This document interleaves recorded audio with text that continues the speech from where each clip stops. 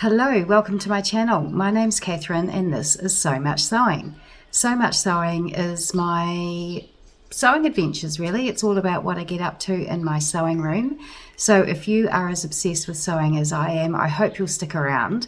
If this is your first time here, hello, welcome. I hope you like what you see and I hope that by the end of this video you will have clicked the like button, the subscribe button and the notification bell, and then you will be up to date with any videos that I put out in the future. Today I want to show you a couple of new makes and a remake, a zhuzh up of something that I had made previously. And I also want to let you know what the winning pattern was for my Lady McElroy black and white graphic print fabric. This is that fabric. In my last video I said that I hadn't exactly lost my sojo. I wanted to sew, but I just could not decide what to sew. So I just chose this piece of fabric just almost randomly because I knew I had to start somewhere where the piece of fabric was probably the easiest thing for me. So I started with this fabric and then I gave you some options in my last video. If you haven't seen that, I will link that up here and down below so that you can go and have a look at what the options were. And you were very helpful, and there was a couple of very strong suggestions, and I'll talk to you about those at the end of this video.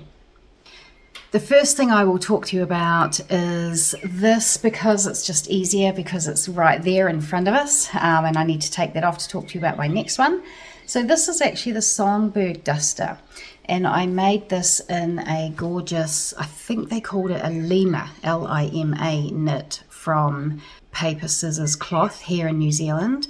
They are a company that really values sustainability, and they've got some pretty high expectations when it comes to their fabrics regarding sustainability and ethical production and all that great stuff. So this is not a cheap piece of fabric. They are, you know, quite pricey, but that's because they are so ethically sourced and sustainably made. You know, these things don't come for free, do they? So they do sort of impose a premium on their fabrics. So I did get this on sale, I have to say. So this is gorgeous. I can't actually remember the makeup of it. I think it might be tencel knit. I really can't say, but anyway, so I made this into the Songbird, and I made it really long when I first made it. And I did wear this to my niece's wedding earlier this year, or was it late last year? I don't know. The years are all rolling into one, unfortunately. And I did find it was quite long on me, and the sleeves were too long. I'll see if I can find a photo of me in it and pop it up here for you. But so what I did is I just used my cover stitch machine, and I shortened the cuffs, the sleeve, so that they weren't too long, and I also shortened the overall length of this, so I think it's a lot more wearable. I did the day of the wedding was actually quite rainy at times, unfortunately, although it didn't disturb the enjoyment that we all had of the day. So I found that walking across the grass, it did sort of, you know, pick up some moisture from the grass, so I've shortened that quite a bit. And I actually think it looks really nice with what it's on top of here, which I'll talk to you about in a moment. And, you know, I'll just get a lot more wear out of it. I think sometimes we make stuff, don't we, and just pop it in the cupboard and never pull it out to wear. But I really want to wear more of my stuff. You know, you have your favorite items that you end up wearing again and again and again. And sometimes other makes just end up languishing in the back of your cupboard. And especially when the fabric costs so jolly much, that seems silly. So I want to get more wear out of this. I probably will get a little bit of wear out of it. We're in summer heading towards, we're in spring and heading towards summer rapidly. But so I'll probably get a little bit more wear out of this over the spring. But, you know, I'll know it's there for when the cooler weather starts in autumn anyway. I'll just tell you about what I'm wearing. This is a recent make. It's funny that after I filmed my vlog saying I didn't know what to do, help me, I could not decide what to make. It's not like I was flooded by inspiration, but I just thought, I can't wait. I can't wait for the votes to come in for what to make next. I just have to decide on something. So I just cast my eyes about my sewing room and I came up with a couple of pieces of fabric that I had washed previously and set aside ready to make something. What? I don't know. But I had this fabric washed ready to go. So I just picked up a piece of fabric and I made something with it. And so this is what I made. This fabric is it's cotton, but it's got a very coarse weave to it. It's almost like a linen texture with this hail spot design on it. And I can't remember where I got it from, and it was many weeks ago. It was probably on special because I've been pretty hard on myself and I haven't really bought much fabric at all or patterns, and what I have bought has been on sale, so I'm sure it was on sale somewhere. And it's medium weight, but as I say, it's quite a coarse texture, and I think this will be quite breezy for spring wear and possibly part of summer as well. What I made is the Bella dress by Tessuti. I have made this before and I found that it was large in the shoulder area. So this time what I did is, rather than go down a size, and I don't know if this was the right thing to do or not, I suspect it probably wasn't, but the end result is fine. What I did is I just took 1 centimetre off the centre front seam, so that was 2 centimetres altogether down the front. So it pulled it in across the shoulders. I left the back as it was. I don't know. I don't know how I came up with this decision, but anyway, this is what I did. And I feel it fits quite nicely in the front. There is a little bit of this going on here, so I don't quite know how to perfect it, but that's fine. I'm okay with it. I like this. I just love it. It's so comfortable. The sleeve is actually longer than this on the pattern, but I cut it shorter because I wanted to have an elbow length sleeve, and so I cut the sleeve shorter. But then I realized that with the proportions of the dress and the sleeve, it's actually quite a sort of a roomy sleeve, and so it just didn't look quite right as what I was hoping it would be as a sort of long elbow length sleeve. And I was watching Deb from DB Designs and Sewing Australia, and she said she was making something recently and she put facings on the sleeve. And I thought that was a great idea, and so that got my mind ticking over. Excuse me, I need this. It's reasonably early in the morning. Oh no, not that early. It's 9:30, but it is Sunday, so I need my coffee. So that got my mind ticking over, and what I ended up doing was not doing a facing, but I had some scraps of fabric left, and there was no rhyme or reason to how big I made this cuff, but it's basically a cuff that I sewed on here and top stitched. Can you see that? Yes, you can. So I top stitched that on there, and I made this little split. So that's where you sew it, the two ends together. Instead of putting it on the underarm seam like there, I put it out here. And I possibly would do that a little bit differently if I did it again, but I really love that sleeve treatment. I think that is very, very cool. I shortened the dress a lot.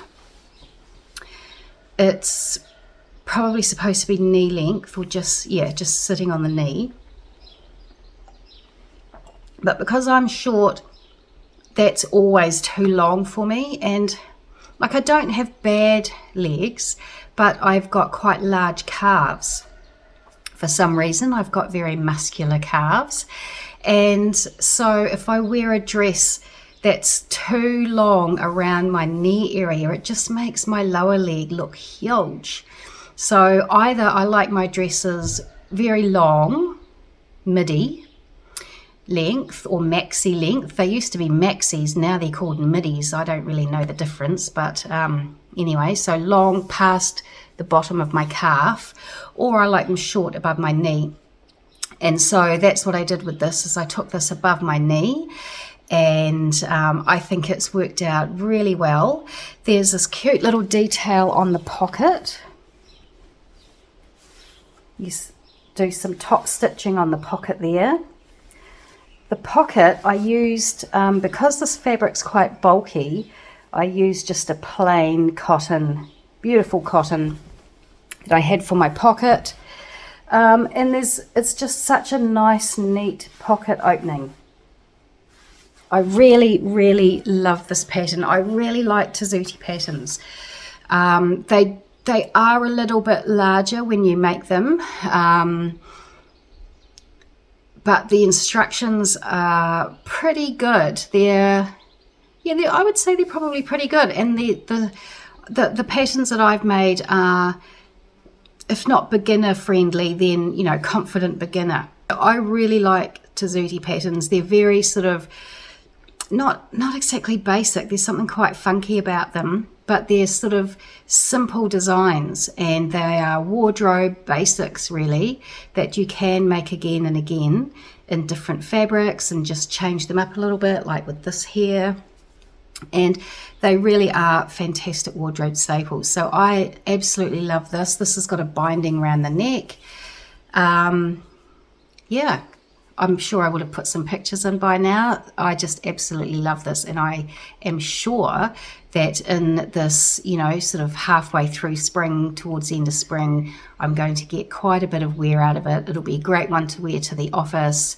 But yeah, love it. And the second make to talk to you about is this here. This is an art gallery rayon fabric that I got from Harmer and Huff as part of their going out of business sale. And this is the Reggie dress from Seamwork. I've been promising to make this for I don't know how long, and I finally have made it. I made the mock wrap version because I didn't have quite enough. Well, I had 3 meters of fabric, so I had plenty. I probably could have made the wrap version, but I wanted to make it longer. I didn't want a knee length version. So I made the mock version, which takes up much less fabric. So I got this out of 3, I think I used just about every single scrap actually of the 3 meters. But anyway, so I really like the sleeve on this. It's not too tight fitting. It's quite a comfortable sleeve to wear, and it'll be sort of breezy in the hot weather. I did raise this waistline here. It's supposed to sit sort of on your natural waist really, but when I put it on I just felt a little bit dumpy in it. I am short, so it may be that the waistline was just sitting too low on me, so I did raise that about 2.5 centimeters, which is about 1 inch, and I think that's a lot better. It is quite roomy. I made my actual size compared, you know, based on the measurements given in the pattern, and I do think it's a little bit roomy in the bodice area, and I had thought I had found that previously with seamwork patterns, is that they made up a little bit large, but the last time I made a seamwork pattern was when I was larger and I was making things very oversized. So I wasn't sure if it was just me or if it is the pattern, but I'm happy to say now, happy enough to say, I think they do make up a little large. but that's okay, you know, it's not way oversized. I did stretch out the neck a little bit. Unfortunately, I do seem to be quite rough on neckline, so I did stretch that out a little bit, so it's a little bit wavy, but with pressing, it's, you know, it's a lot better than it was.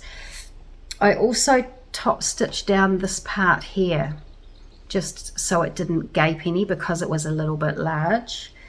It's got facings on it, neck facings, which they do, you know what facings are like, they do sort of flip up a little bit. This also helps the facing from flipping up, and I stitched in the ditch here.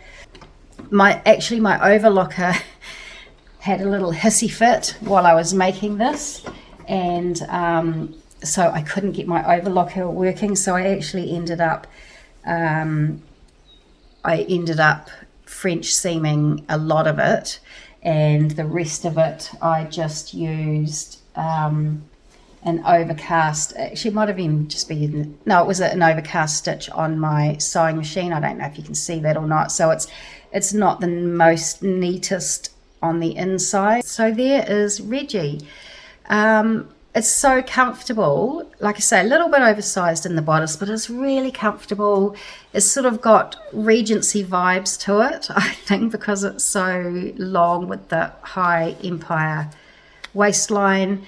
But that will just be so breezy and comfy to wear in the summertime. And now we come to your choice. That's upside down.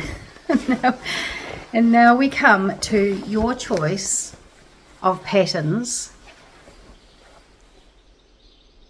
what you think I should make with this fabric. There were several to choose from, but by far and away the two most popular patterns that that you guys thought I should make this into was the Sydney dress by Style Arc or the sundress by Maker's Atelier. And so what won just by one vote was the Maker's Atelier sundress. So I think I'm going to do that. I am going to need to get some notions that I don't have in my repertoire currently. I need to get some sort of corded elastic for the little toggly thing on the back, the bottom seam and the back vent, and some spring-loaded toggles. So I need to go shopping for those, which will be easy to get because I think black would be the colour to use. I'm toying with potentially doing some kind of trim around the Empire line here on the Maker's Atelier dress. One of the suggestions that came was actually regarding the Sydney dress, but it was to put piping. You know how the Sydney's got the seams down the centre front with the pockets down the centre front? The suggestion was to put some piping down those seams, some white piping on the Sydney. And so I might think about doing something around that Empire line on this Maker's Atelier sundress. In the website photos for the sundress, there are a couple of dresses with embellishments around there. I particularly liked the sort of cotton looking round eyelet lace, so maybe I can find something like that. But anyway, we shall see how I get on with that. And that really is it from me today.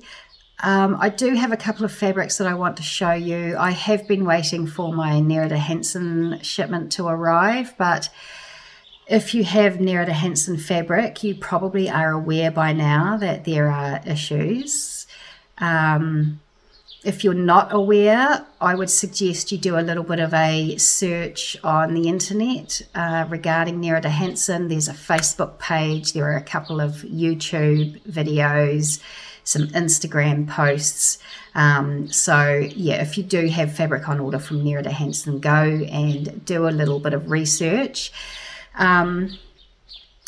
I'm sort of in two minds about whether I should talk about this or what to say or not. I don't want to cause offence to anybody, but look, basically, at the end of the day, Nerida Hansen has major issues with supply. There are all sorts of questions being asked.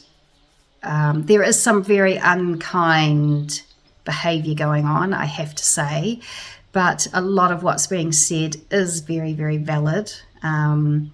So, yeah, if you have any interest in that, go and do a little bit of a deep dive in the internet and see what you come up with. But anyway, I have cancelled my order and I'm waiting for my refund like many, many, many other people, and we shall see what happens there.